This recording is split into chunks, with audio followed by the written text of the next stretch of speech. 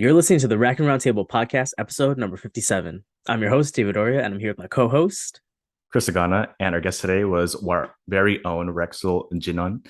She is out actually from our outreach team, and she tells us her story of applying to pharmacy school, why she decided to go and pursue higher education, and what she was doing even before she applied. She took a year off, but she was still keeping herself busy and trying to figure out what she wanted to do.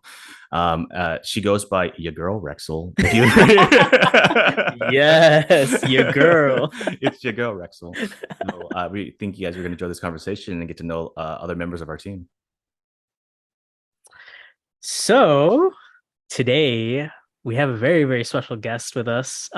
Someone from our Raccoon Rounds team, which is super awesome that we get to, I don't know, just for me, just being able to like highlight accomplishments of people that are like in our circle and just be able to talk to you about this kind of stuff is just amazing. So without further ado, we'd love to just welcome you to our virtual stage. If you could just like, for people that are watching on YouTube or listening on any podcast platform, let everybody know who you are and like what you're doing, where you're from, and then we'll get started.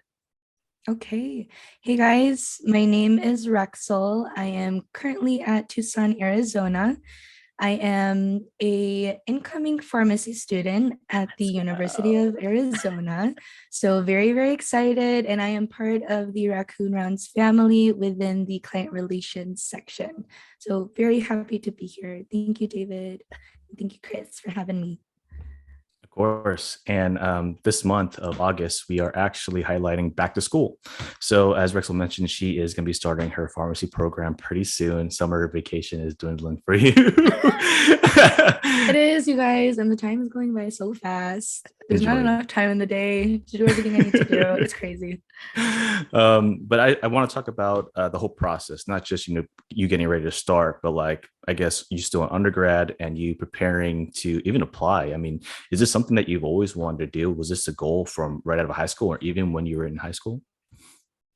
Actually, no, I didn't know what I wanted to do coming out of high school, to be honest. When I graduated high school, I had the idea of becoming a biomedical engineer, Nice. and it's totally changed.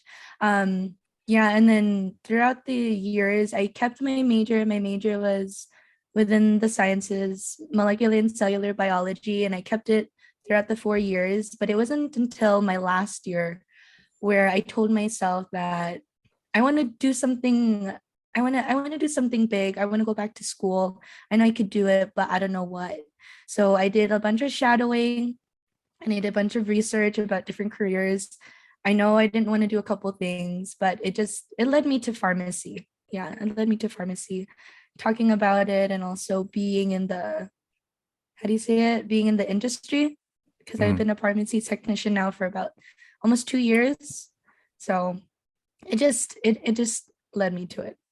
Yeah, I think I remember before, like how many years back we were talking about, we were like having a discussion about careers and like kind of what you wanted to go into, and I kind of wanted to go back to that. You've have a lot of experience, I think, or you took the time to gain experience and exposure to a lot of different things. Like, how much did that play a role in you figuring out, like what you really wanted to do? Because, like you said, it's been a couple of years now since you've been in the industry, right? And it seems like something that you gravitated towards. How much of that is do you attribute to your exposure, your experience, doing a lot of other things outside of pharmacy? Yeah, yeah.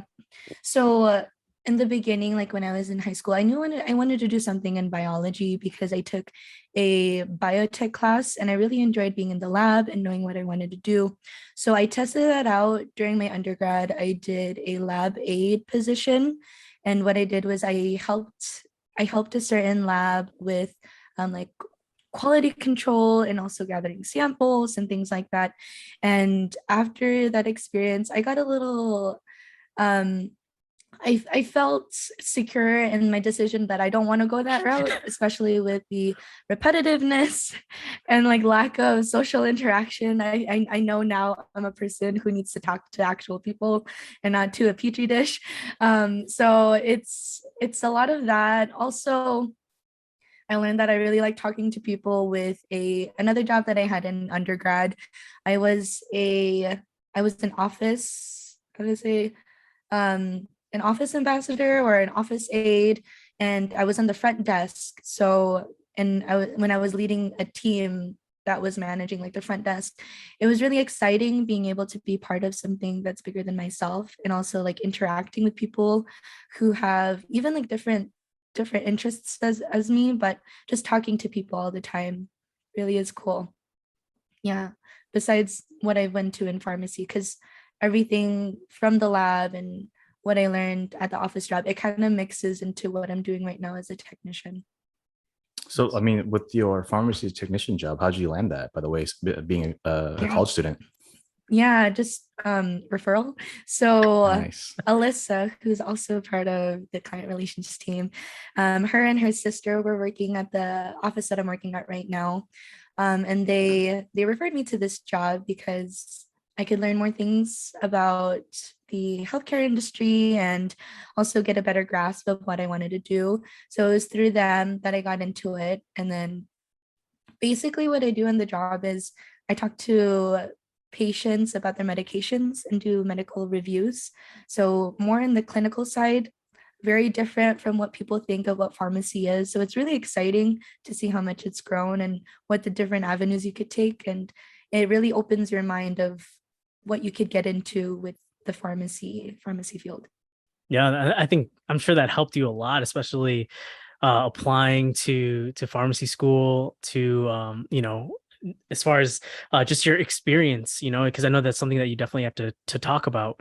How was the application process, especially being in the industry, having this type of experience.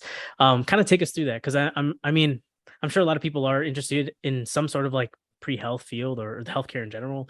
Like take us through the application process, especially as like a recent college grad. Yeah, yeah. Throughout the application process, I am a person who likes to do a lot of research. I like to ask a lot of people around. I like asking for advice and everything like that. So when it came down to it, I actually took a year off after graduating undergrad to to work a little bit and also prepare my prereqs for pharmacy school.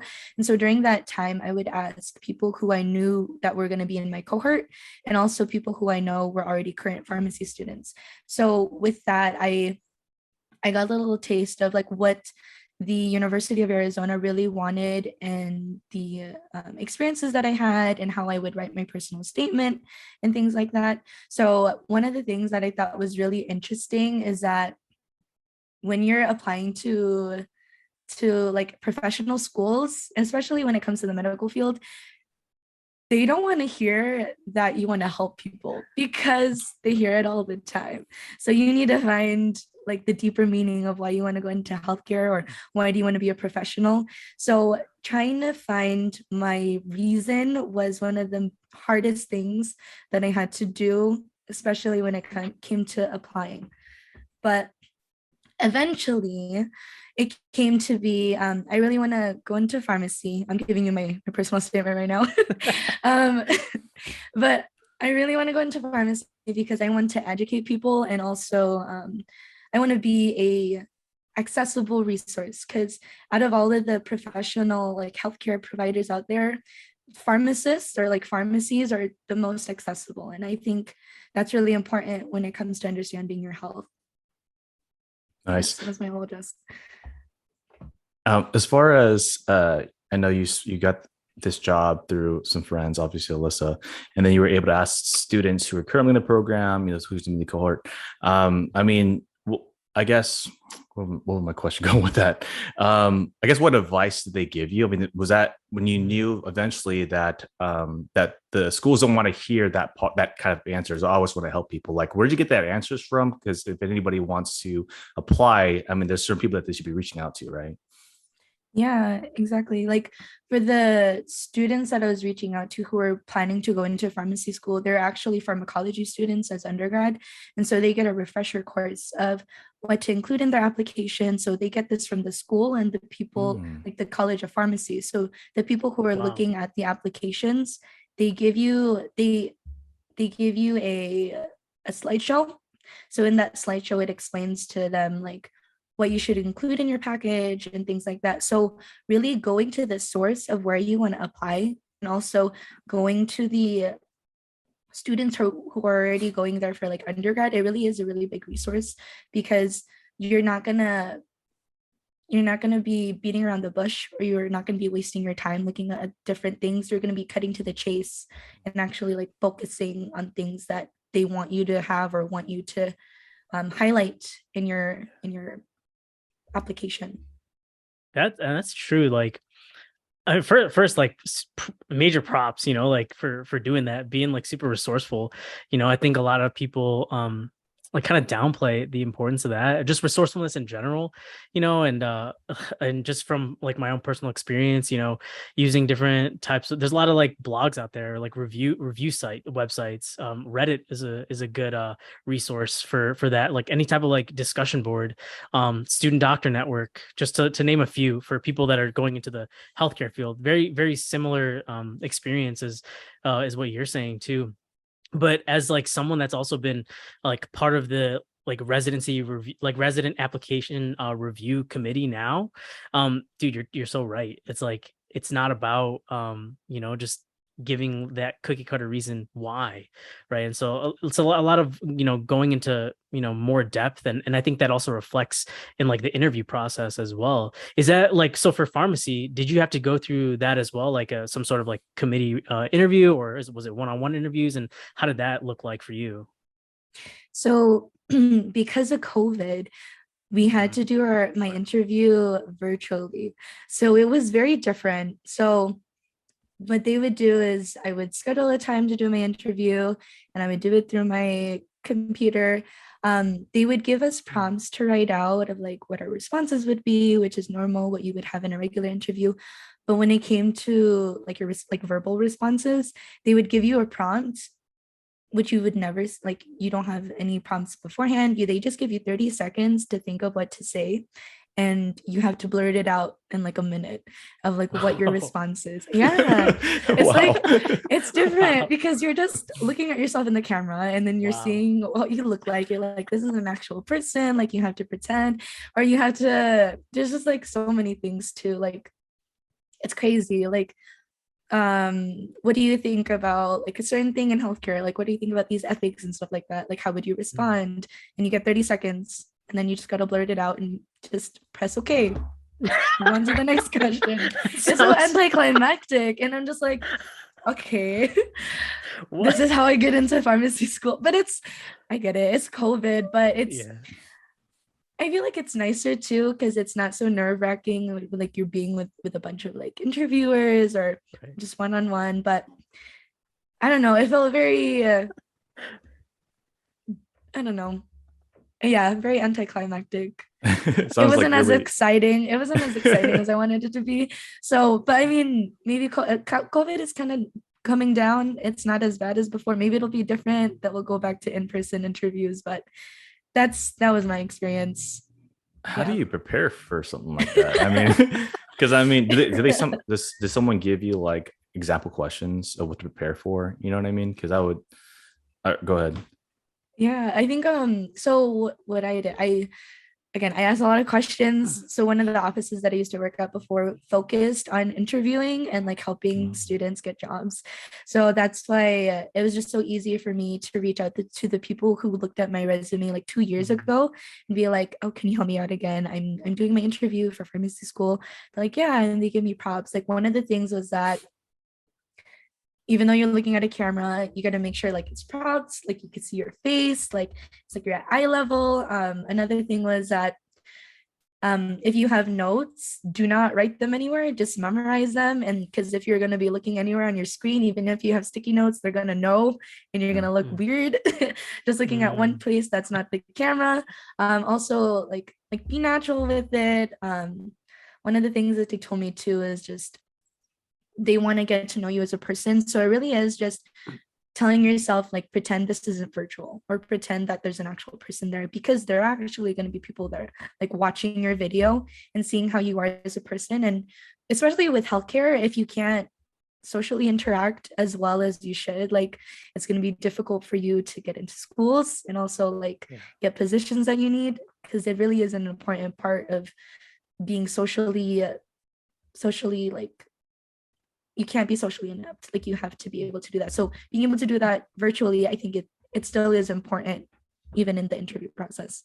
Yeah, that's so true. Like, and it's crazy to think about like how the pandemic kind of changed so Mm-hmm. many things. You know, not just like work. Like everyone always talks about like work and just jobs, the job market, but even like schools. And that's something that I mean you're shedding a lot of light on that. And I guess with these I just noticed this trend that you always go back to like people within your network, or you create a Mm-hmm. network of people to like help you, or to just provide some sort of guidance. Did anyone or maybe, and I'm asking, I guess, did you ask Mhm. this question, and if you did, what did they say about the jump between undergrad and graduate school? Because that is a big jump. It's a this pretty steep learning curve. And I'm just curious if that's been a conversation that you've had with people, within your network, that you've been asking for guidance, and what did they say kind of around that topic to prepare you for what you're about to like step foot in very, very soon. Yeah, there's a lot of yeah.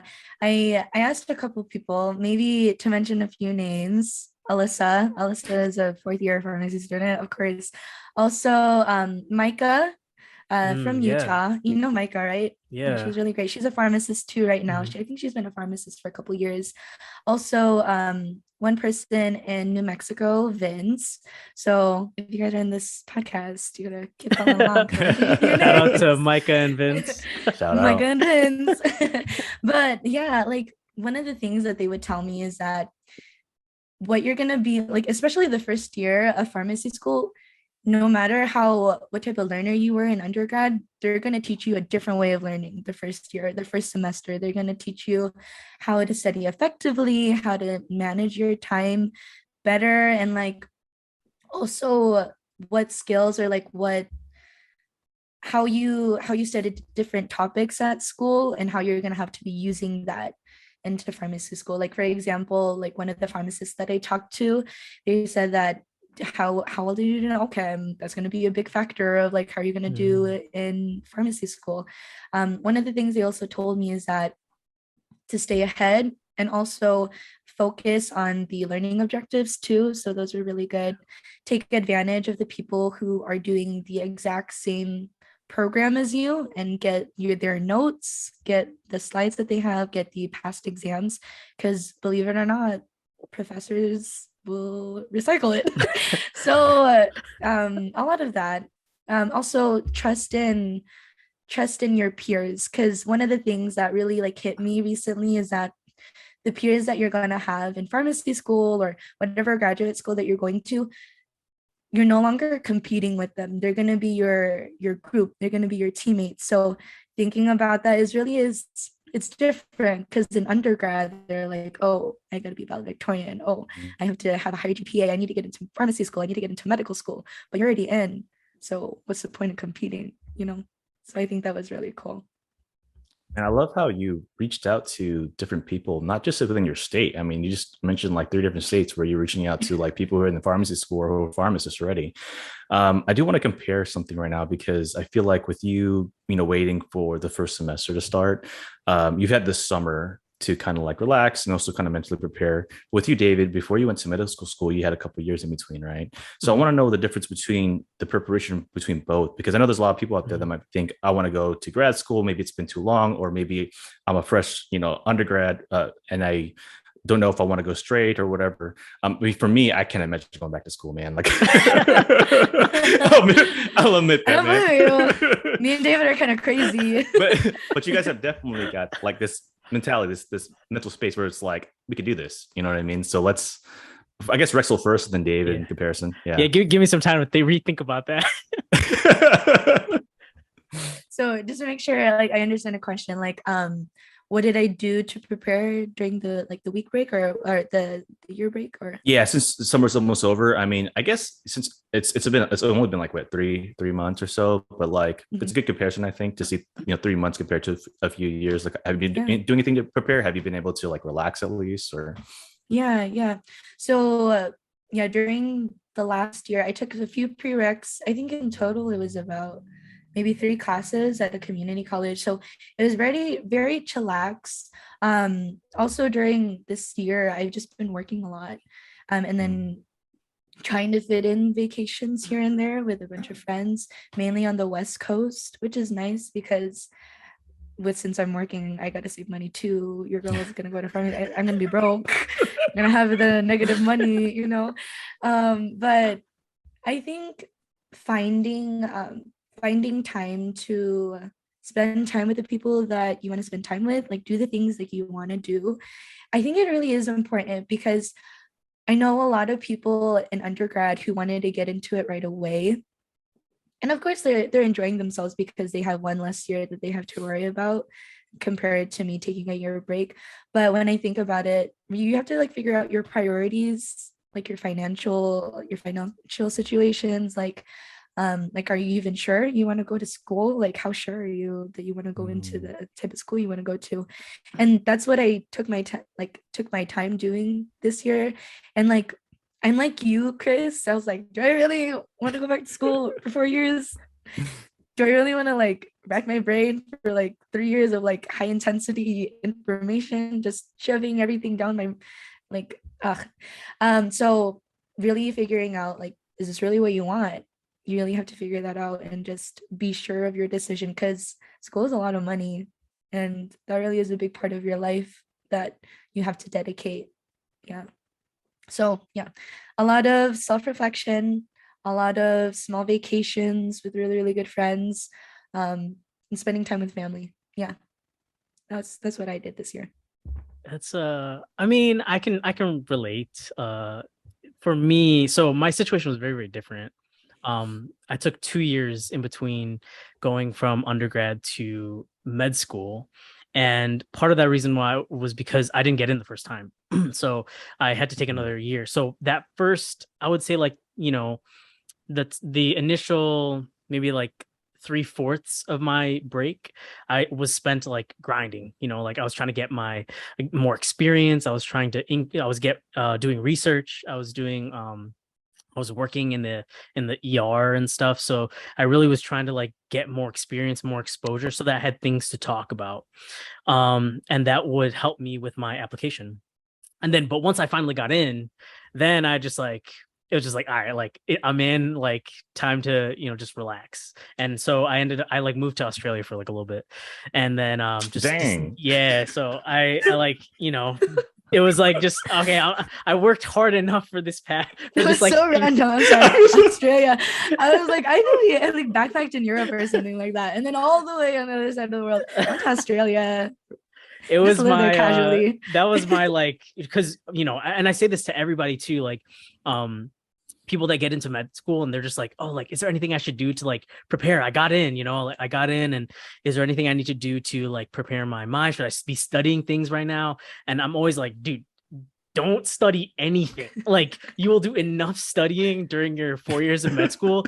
Don't study anything. Like go do something else, like something else that you want to do. During the time, like for me, it was traveling. So I like picked up and left for like a couple months. And then so yeah, I did that. But again, that was like after the grind, right? Like I Yeah. could not have traveled before. Like I needed to like do stuff, like get stuff done. But then like once I got in and I knew that I was going to be moving, I was just like, yeah, like you said, spend time with family and friends, like do the things that were important to me, because I knew that like this next stretch of I'm still in this next stretch of whatever, but like it's gonna be long, it's gonna be hard. So I was taking the time to, that was my recovery really, and then Mm. to get started. So I hope that kind of answers your question, but very comparable. It just, mine was kind of more like on a longer scale, I think. But yeah, I guess this kind of leads into, you're like on the cusp of like just getting back Yeah. into school, right? Like what are you expecting? Like, how does that even like, what's in your brain right now? Like, I'm just curious, like, what are you thinking about? Is it stressful? Is it like exciting, nervous, like maybe a combination of all those things? What are you thinking about right now leading up to starting pharmacy school? So when it came to like starting pharmacy school, there's a lot of things that they want you to do before you start, especially in the healthcare. You have to make sure that you're updated on your immunizations. I had to spend a lot of time, a lot of money doing that. Yeah. It's expensive. And health insurance doesn't cover vaccinations, you guys, and I didn't know that. Oh, Wow. wow. I didn't know So that it was either. expensive. Oh my gosh. But so I did that for like last month. This month, I'm focusing on things that they want us to study before going to pharmacy school. So when you said that, don't even, So, oh my Don't do gosh, it. don't even, Don't do it. oh my oh gosh. man. Like if I tell you, like, I don't know if it's because of COVID, I don't know if it's because of change of the curriculum, but they want us to study 15 1 hour videos of immunizations, and then we take a test, and if you don't get a C or higher, then you do got to do it again, and I think you have to pay for it if you do it again. I don't know. Oh wow. That's So wild. I was like, to be honest, I haven't started it yet. Just kidding. Wow. But I had to get that done by like the end of August. So it really is like putting my head into pharmacy, or like trying to take this time to, I don't know, like maybe brush up on my studying skills, also my Mm. time management, because during this time I'll also be like working, and I'm gonna have another vacation, so I really gotta move things around to make sure that I'm doing all the things that I need to do. Also with like orientation, just within, I don't know, about like 2 weeks. I had to keep that in mind too. So time is going by fast, you guys. Yeah, everything right now in my head is just in the back of my mind. Like there's a migraine right here, and that migraine is just like filled with pharmacy stuff or pharmacy school stuff. It's just growing. I want to go back to even both of you guys took for actually took like a year off to kind of figure out what you want to do. David took about 2 years, and you had your reasons. But during that time frame, like it's not like you guys stopped and waited for something to come to you. It's not like you guys stopped and like Exactly. let whatever you're looking for come to you. Like you guys both were working and grinding, trying to find what was right for you. And I think I want to really, really highlight that because you guys both took initiative. You guys like took control of the situation, which I really, really love. But going back to your Rexel, you mentioned a lot about money. You mentioned a lot about like it's expensive. I had to think about if I really wanted this, I knew what the financial expense would be. And even with like the immunizations, like, and we were talking earlier that you were able to get some grants, some scholarships. I want people who are listening knowing that if you're worried about that, there might be options, there might be ways to help you with that. So Rexel, if you could just share what's going on with you. Oh yes. So when you take a look at going back to graduate school, you always have to take a look at like cost of attendance, your tuition, everything that adds up to it. But just recently, like unexpectedly, like you'll get scholarships like once you apply for them, and even scholarships that you don't even apply for that the school will give away just because of the past experiences or the past um achievements that you've made. So I got this one scholarship for pharmacy school. It's the Koi admission scholarship, and that's academic based. And it went off of how well I did in my undergrad, so that was really really great. Nice. And then I got another grant. I think it's a health professions grant, and this is need-based scholarship. So when you apply for this with your FAFSA, if you're from the States, from the Mm. United States, so FAFSA, apply for it. Even if you don't think you're going to be able to get anything from it, apply for it. When you do that, it's a need-based scholarship or a need-based grant, and they will give you free money just to help you go by.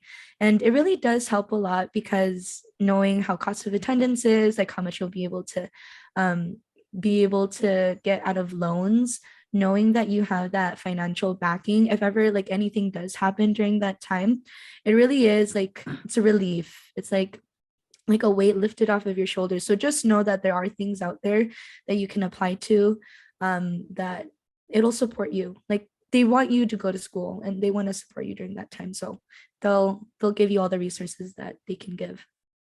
Yeah, I think um as far as like the FAFSA is concerned, I think that's a great tip. Just apply. Like you don't have to you don't have to accept the aid. You don't have to accept the loans that they provide students. But it's there if you need it, right? And so just like what you said, in case of an emergency, say like something happens with some of the say however you're trying to fund your education, it's just a good fallback, just in case.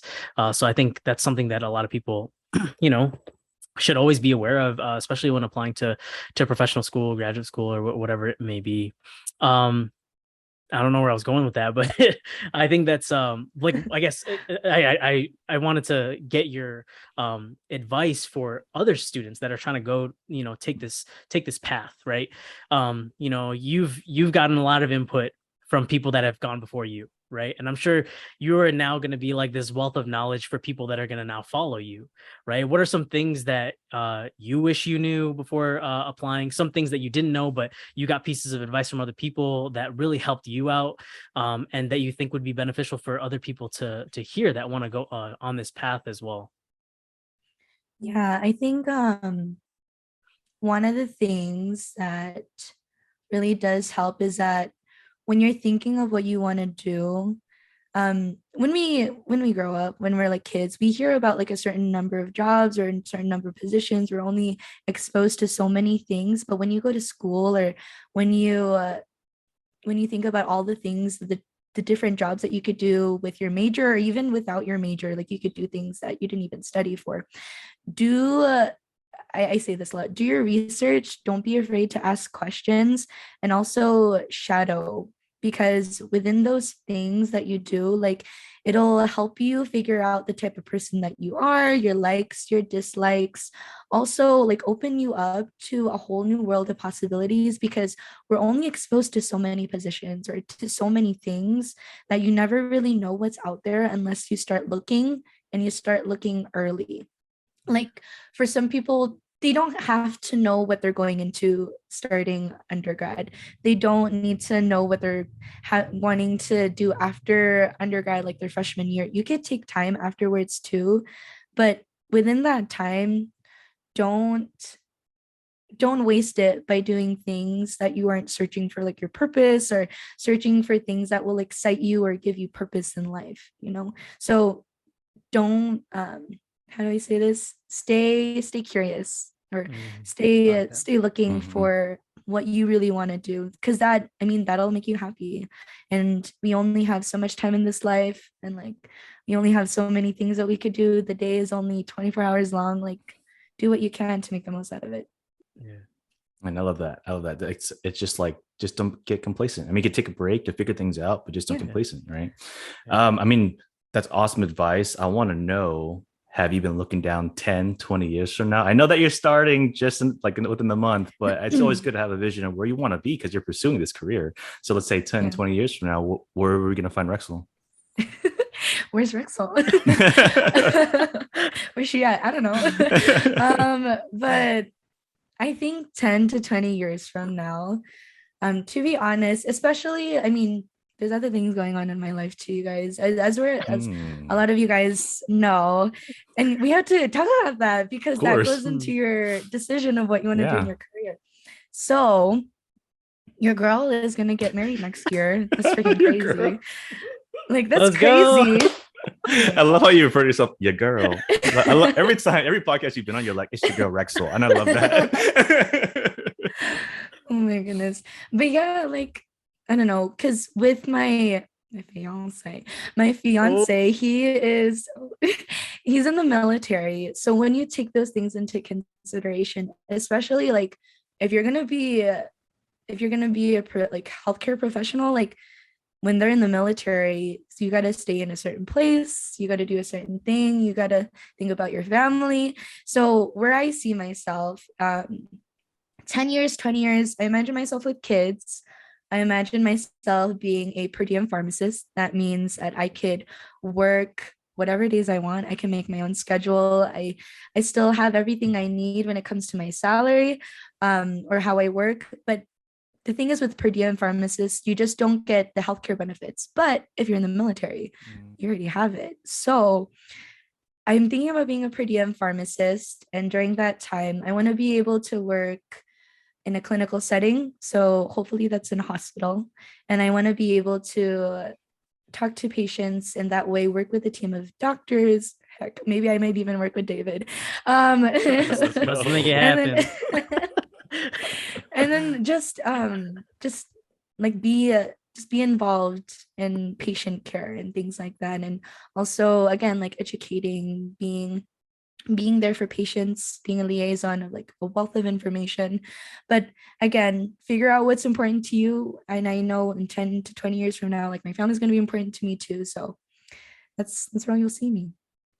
Rxyl Jinon, Dang. or maybe not Oh. Jinon anymore, but Farm D at the end. Oh, that's So awesome. yeah. Oh, Yeah. dude, that's great. I love that. I love that. And you've honestly, I think just talking about like this topic specifically, it's very it relates to a lot of other professionals, as in terms of like the track that they have to go through, the things that they have to, I would say even like hoops that they have to jump through in order to like finally make it and be pursuing their career to that level. You've been a wealth of knowledge just having this type of discussion, and I have no doubts that you'll be a wealth of knowledge for people again that are following you. But for people out there, the community that wants to connect with you, like what's the best way for them to reach out to you or to connect with you so that they can ask questions that are maybe more specific to their situation, more specific to your field in general? Like what's the best way for them to do that? Yeah. So I am on social media. I have an Instagram account at RxylJade, RxYLJADE. And then also you could reach me at my raccoon's official email. That's raccoonroundsofficial@gmail.com. So however you wanna reach me, you could do that through there. And I would love to talk to anyone who's wanting to go like graduate school or even want to like figure out what they want to do while in undergrad, or maybe you're not even in college at all. Like whatever you want to do, we could talk about it. And Nice. you heard it. Open invite, guys. Reach out, man. No, You got a mentor waiting right here. there you go. Oh, for real, for real. Oh, that's awesome. And seriously, I'm like super excited for you. You're gonna kill it. You're gonna kill it in pharmacy school. So Thank you. yeah, Thank you. Hopefully. let's Yeah. go. Let's go. Exciting. Yeah. We'll see though. I'll update you guys within 3 months if I'm still alive or like how I'm doing. I'll give you guys an update, but I'm very excited. Very, very Yeah. excited.